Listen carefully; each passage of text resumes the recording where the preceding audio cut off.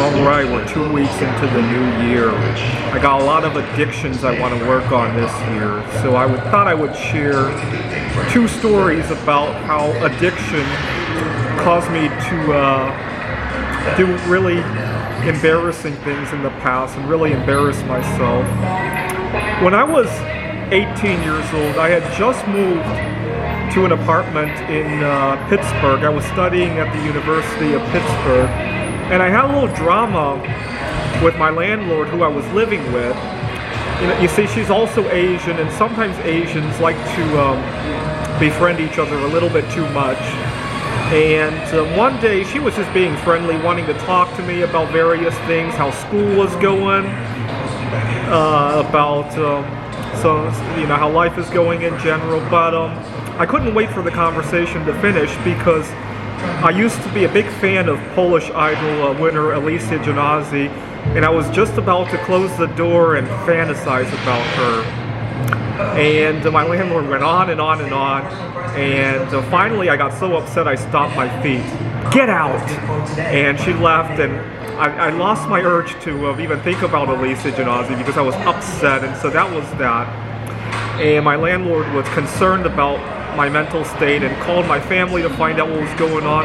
Unfortunately, I also don't want to confess to my parents what I was going to do, and so it just became just a really embarrassing situation and confusing. Nobody really knew. Feel free to leave a comment on what I should have said to my parents at the time. Even though that was almost 20 years ago, it's still never too late to learn about that.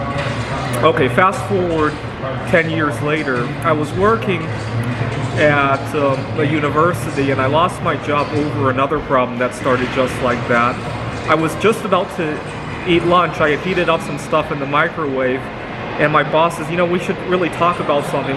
Is this a good time to meet up? And in retrospect, I should have told him, I hadn't eaten all day yet, and I went to the meeting, and the whole time I was just thinking, when can I get out of here to get to my lunch? When can I get out of here?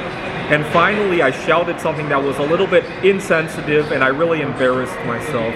I happened to have another job lined up at the time, and I left the job. I left the university mid-semester and left everybody hanging. And in retrospect, I could have apologized for that a little bit better. I didn't want to own up to the idea that I had an eating addiction, which is probably why I didn't own up to it. Now, come to think of it, both of these addictions, neither of them involved anything illegal, but in some ways they were harder than if I had an illegal substance addiction, right? Because in that case I could have actually spoken up, and anyway, it's just weird. Some of the most normal things, if you're addicted to them, they make for the most embarrassing situations.